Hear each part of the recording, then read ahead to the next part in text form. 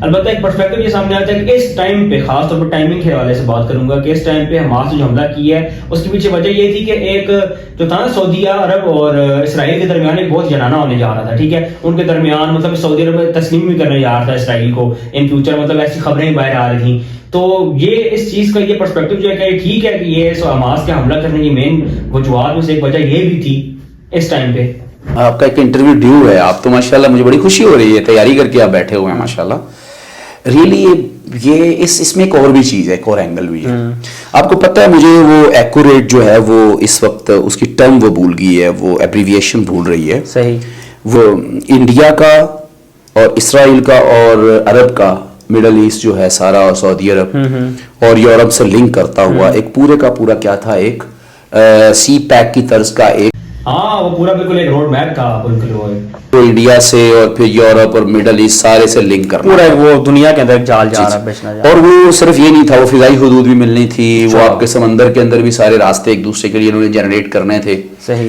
آپ اندازہ کریں کہ جس دن حملہ کیا ہے حماس نے اس سے ٹھیک 15 دن بعد اس بحالی امن معاہدہ ریسٹوریشن آف پیس کے نام سے جس کو یہ تعبیر کر رہے تھے اور اس کی ٹرانسکرپٹ کر رہے تھے, اس پورے کے پورے بحالی امن کو انہوں نے 15 دن بعد کیا کرنا تھا, انوگریٹ کرنا تھا.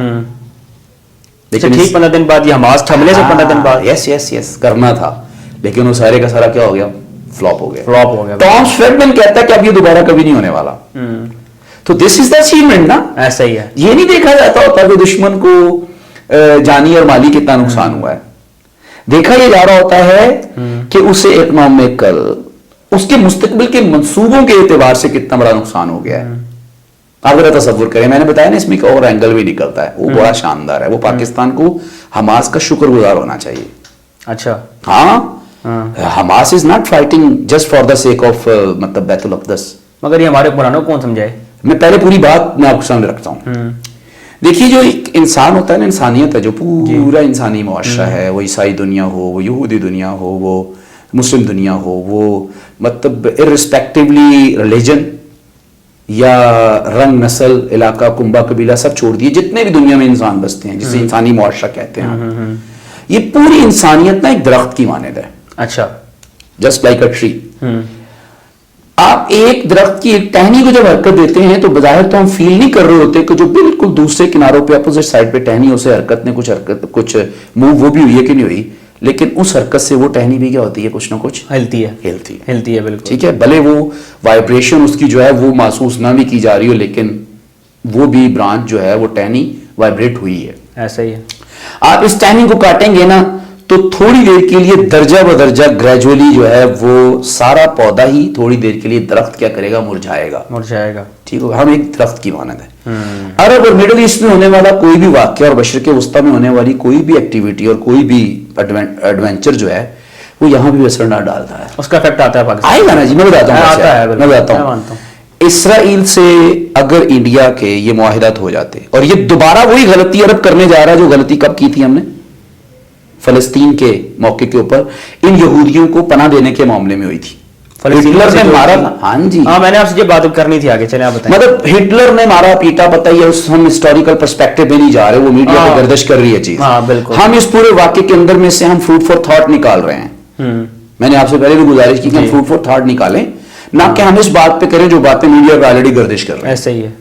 میں یہ عرض کر رہا ہوں کہ ہمیں ممنون ہونا چاہیے ان کا, بلکہ اس پورے خطے کو ممنون ہونا چاہیے, بلکہ میں کہتا ہوں انڈیا کو بھی اور عرب کو بھی ممنون ہونا چاہیے حماس کا, کہ حماس نے اس اسٹیپ اور اس بڑے بہادر اقدام کے بعد, دلیری کے ساتھ قدم اٹھانے کے بعد, اس نے غلط قدم اٹھانے سے عرب کو بھی روک دیا, انڈیا کو بھی روک دیا, پاکستان کو بھی بچایا, اس پورے خطے کو.